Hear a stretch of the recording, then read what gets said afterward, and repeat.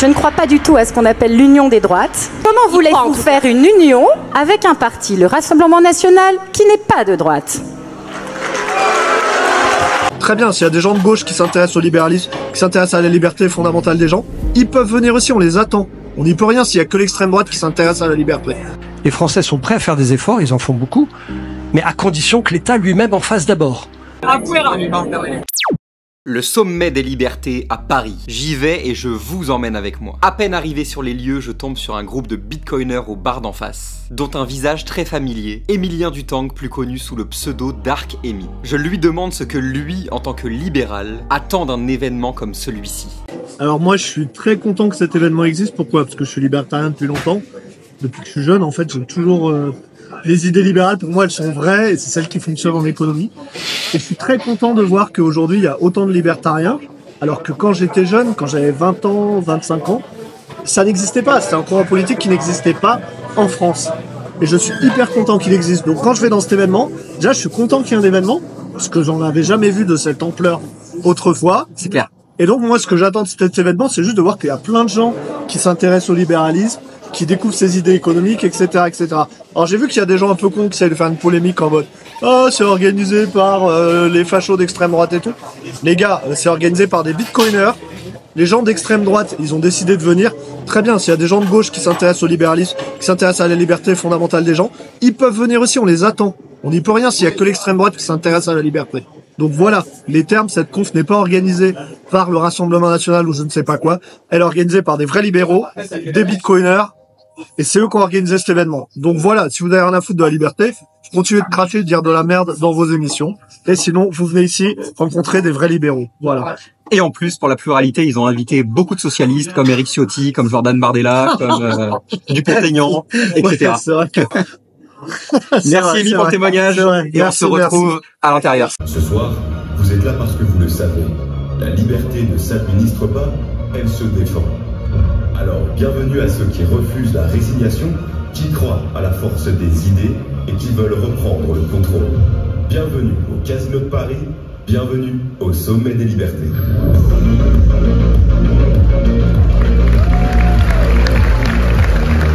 Un petit mot de bienvenue de la part des organisateurs, un mot sur chaque entité et l'explication de la raison d'être du sommet. J'ai dit que c'était vraiment dommage qu'il n'y ait pas d'événement qui justement fasse la promotion des libertés et qui rassemble la famille libérale. Et donc on est particulièrement heureux ce soir de faire passer des messages de liberté, de responsabilité, des messages de mérite. Bref, vous allez passer, nous l'espérons en tout cas, une très bonne soirée. Le premier intervenant est Luc Ferry, en plein dans le système, ancienne UMP, ministre dans les ministères sous Chirac et dans les comités sous Sarkozy, qui commence par dire que... Je n'ai pas aimé le discours de J.D. Vance à Munich. Pourquoi? Parce que tout ce qui menace la liberté d'expression en Europe et singulièrement en France nous vient des États-Unis. Et qui fait une longue explication sur les problèmes que pourront causer les deepfakes à l'avenir. Il a mis en garde en disant que seules des signatures pourraient authentifier des échanges, mais n'a cité ni Bitcoin ni la blockchain comme des solutions. Honnêtement, vous ne louperez pas grand-chose à passer son intervention sur le replay. C'était entrecoupé par des messages vidéo publiés au-dessus de la scène sur le grand écran. Ici, Patrick Jardin qui veut dégager les unes après les autres toutes les normes inutiles de la République, qui nous coûtent excessivement cher, avec son mouvement Les Gueux.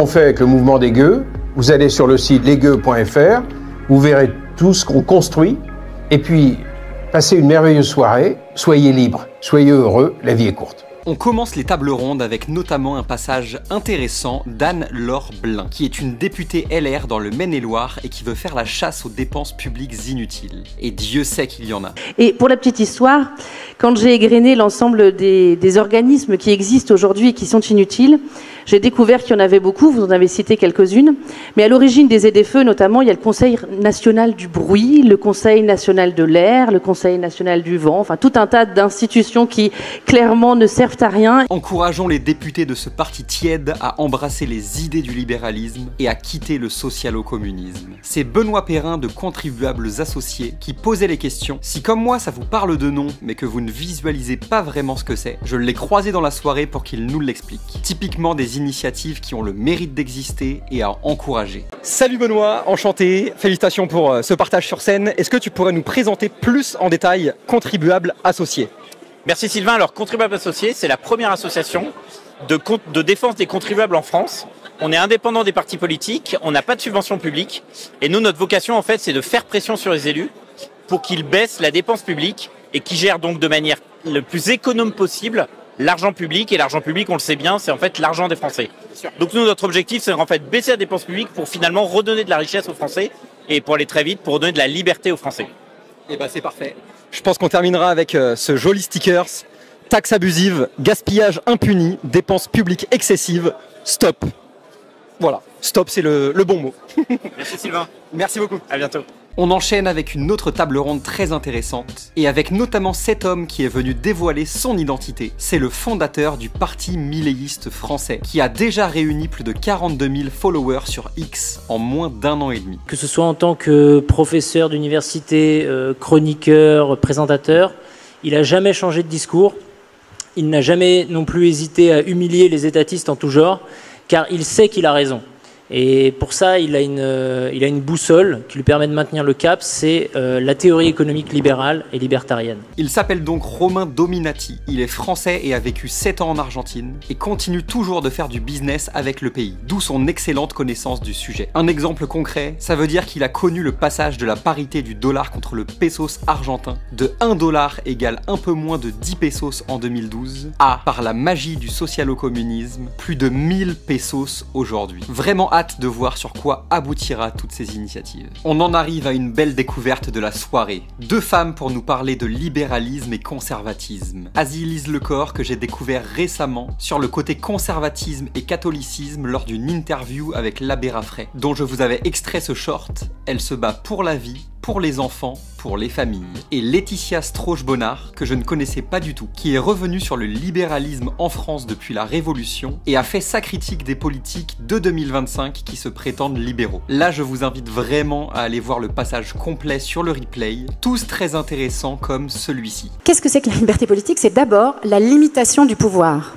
de l'État. C'est aussi la défense des droits individuels, le respect des droits individuels. C'est la défense de la responsabilité, c'est la défense du mérite, c'est la défense de la mobilité sociale, c'est la critique de la concentration du pouvoir, c'est la critique de la dictature, de l'autocratie, c'est la critique aussi de la centralisation. Alors, si on définit ainsi le libéralisme politique, et c'est un libéralisme que les libéraux conservateurs ont toujours défendu et que la droite a toujours défendu par le passé, eh bien, on a du mal à trouver l'équivalent aujourd'hui dans les programmes. Un petit peu au centre droit, un petit peu peut-être chez Reconquête, un petit peu chez les Républicains, mais on attend de voir, absolument pas au Rassemblement national, qui n'est absolument pas un parti libéral. Je l'ai croisé juste après dans le hall, on a eu des échanges très intéressants sur le libéralisme avec les copains bitcoiners et je vous ai filmé cette petite interview. Laetitia, félicitations, franchement ça faisait plaisir de voir des vraies déclarations libérales conservatrices. Ça fait plaisir que ça vienne de la part d'une femme également. Et je ne te connaissais pas. Donc si tu veux te présenter auprès de la communauté, qui aura vu déjà quelques extraits auparavant dans le vlog. Mais félicitations pour toutes ces déclarations. Merci beaucoup. Je suis Laetitia Strauch-Bonnard. Je suis journaliste. Je suis aussi essayiste. Et j'ai beaucoup travaillé sur le libéral conservatisme, en gros la droite libérale à la française, et c'est ce dont je suis venue parler ce soir au Sommet des Libertés. Et j'ai essayé de montrer que aux conservateurs, parce que c'était quand même essentiellement une assistance publique conservateur, que défendre la liberté, c'est plus que simplement proposer quelques réductions de dépenses ou bien défendre quand ça nous arrange la liberté d'expression. C'est vraiment défendre la liberté politique dans tous les domaines, en suivant le principe le plus important qui est ce que j'appelle la limitation du pouvoir de l'État. Je ne sais pas si le message est passé. En tout cas, il a eu il a rencontré des réactions, disons, hétérogènes, contrastées, avec des gens qui ont semblé apprécier, d'autres beaucoup moins. Voilà. Et si vous voulez en savoir plus, je vous invite à lire mon livre qui s'appelle La Gratitude, où j'expose tout cela plus en détail. Merci beaucoup en tout cas. Il y aura le lien en description évidemment, et vraiment allez voir le replay parce que ça vaut vraiment le détour. Merci encore une fois. On enchaîne encore avec un passage très intéressant, un de ceux qui m'a fait venir à l'événement. Pierre Noisa, interviewé par l'excellente Charlotte Dornelas. Je vous mets ma vidéo de leur entrée sous les applaudissements de tout le public. Évidemment majoritairement pour elle, même si l'humilité lui fait dire que c'est pour Pierre. Bonsoir à tous.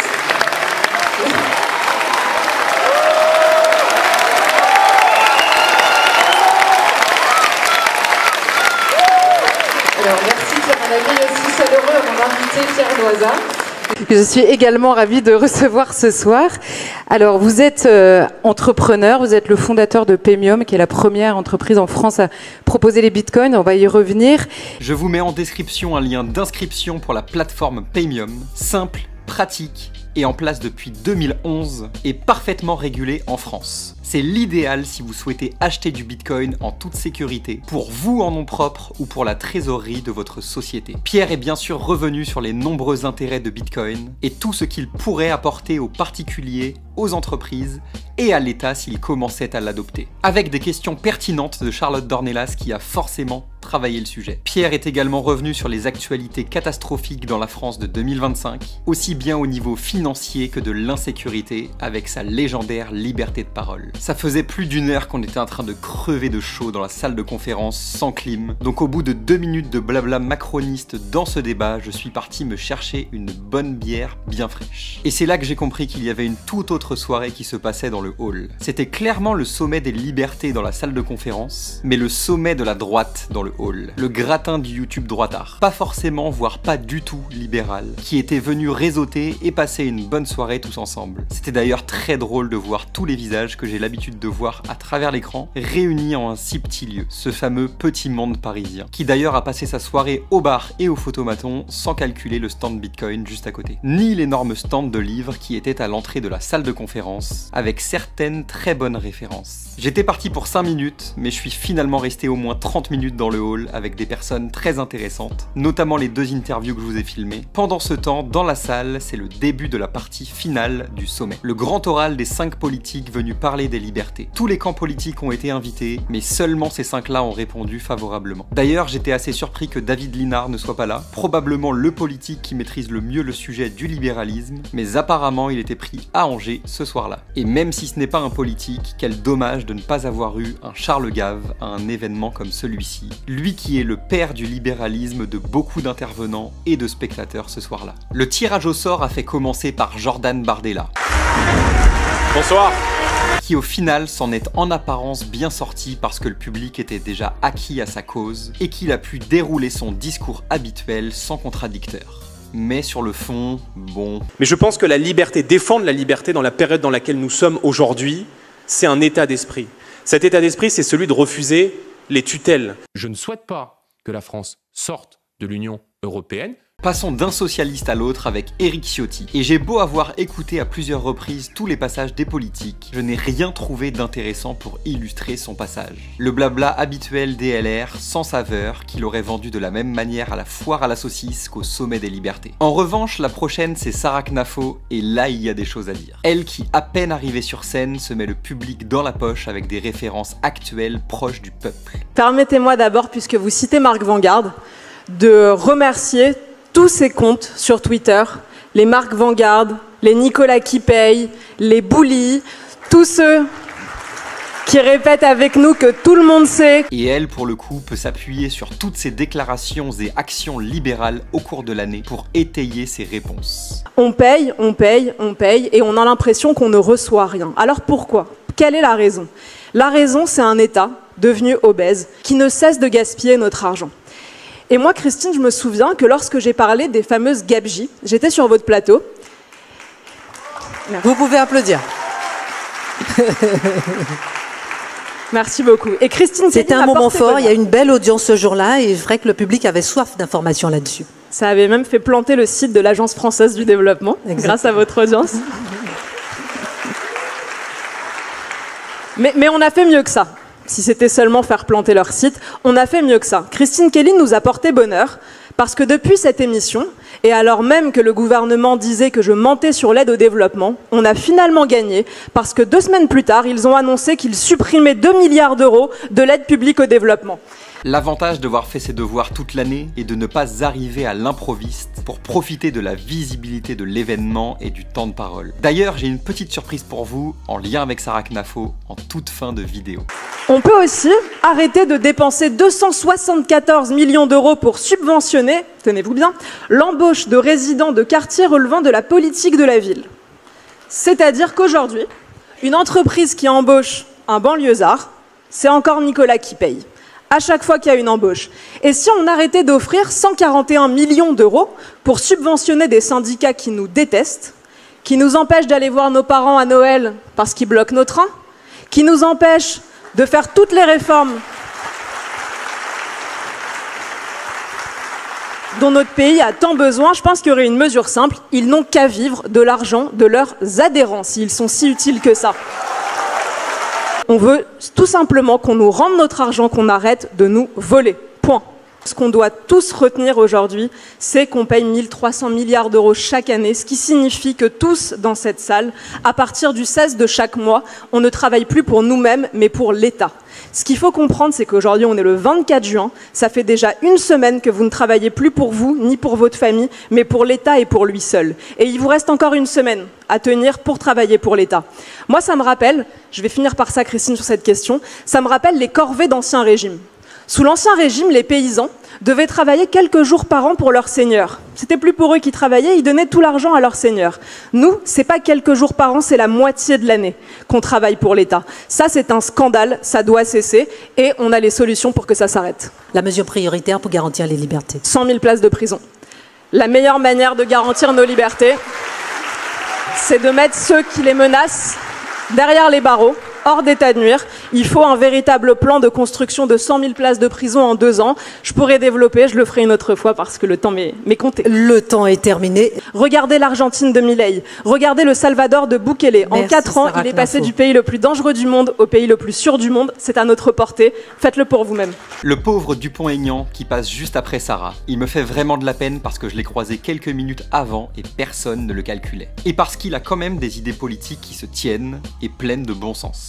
Qu'il maîtrise souvent le sujet lorsqu'il prend la parole, mais lui-même sait qu'il n'a aucune chance d'accéder au pouvoir un jour, et qu'il est de très loin le moins populaire des 5 du soir. Il y a une mesure qui ne coûterait rien, qui est possible demain matin. C'est sortir du marché européen de l'électricité, l'Espagne et le Portugal l'ont fait. On baisse de moitié le prix de l'électricité, on a nos centrales. Mais les amis, on a nos centrales qui produisent 2 fois moins cher que ces éoliennes de merde qu'on a mis partout.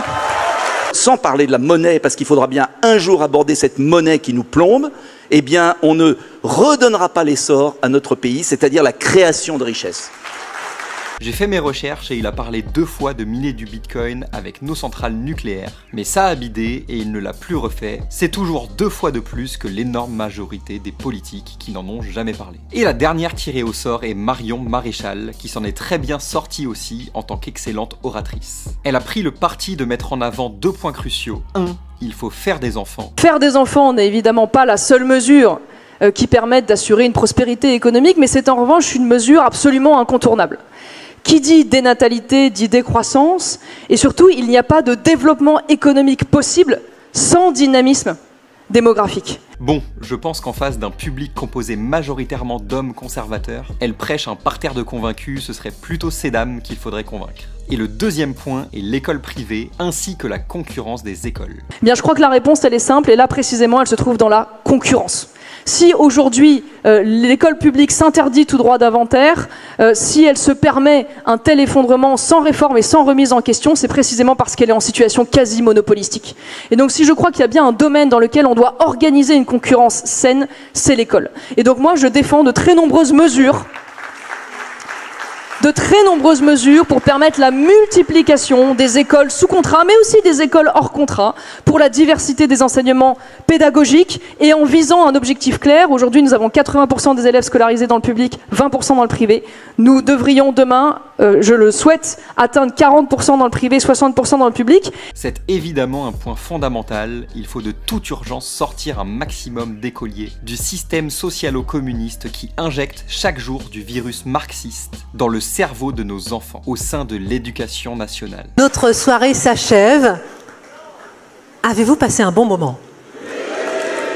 Bref, c'était un très bel événement, surtout pour une première édition, qui en appellera probablement d'autres par la suite. J'ai aimé le fait d'attirer du monde avec des grosses têtes d'affiche pour laisser la parole à des personnes beaucoup moins connues et beaucoup plus libérales, ce qui était quand même le sujet de base. Si j'en crois les applaudissements dans la salle et les vues sur YouTube depuis une petite semaine maintenant en tapant Sommet des libertés dans YouTube, Jordan a fait le travail alors qu'il n'est absolument pas un libéral. Marion également, même si elle l'est sur un bon nombre de mesures. Dupont-Aignan a fait ce qu'il pouvait. Sarah Knafo a cartonné, d'ailleurs il faudra m'expliquer l'ordre de mise en avant de YouTube. Et Éric Ciotti, tout le monde s'en tape. C'est aussi ce qu'on a pu vérifier à la sortie de la salle de conférence. Si mes souvenirs sont bons, il n'y a que 2 politiques qui sont venus au contact du public, Jordan Bardella et Sarah Knafo, qui étaient assaillis de monde. Elle qui est la seule à être venue parler avec les bitcoiners au passage. Et à qui je laisse les derniers mots de ce vlog, juste après avoir rappelé une dernière fois d'aimer cette vidéo, de vous abonner si ce genre de contenu vous plaît, et que tous les liens importants se situent en description de la vidéo et en commentaire épinglé. Notamment un cadeau que je vous fais pour être arrivé jusqu'ici, mon guide offert de l'investisseur 2.0. Alors profitez-en et à très bientôt. Comme on défend les libertés, j'ai un mot à dire à ceux qui défendent notamment l'euro numérique, à Fouera.